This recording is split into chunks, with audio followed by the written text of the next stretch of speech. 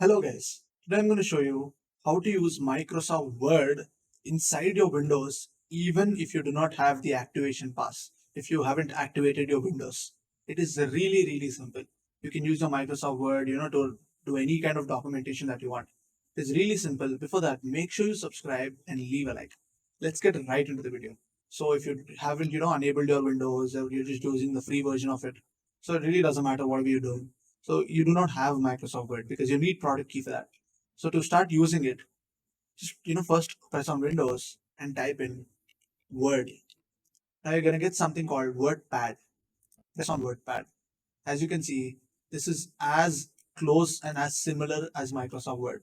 You can just use it the same way as you can use Microsoft Word. All the features are nearly the same. You can see all of this. You can insert pictures. You can put date and time, objects, and all that. You can even draw stuff. So it's really that simple. Thank you for watching and make sure you subscribe.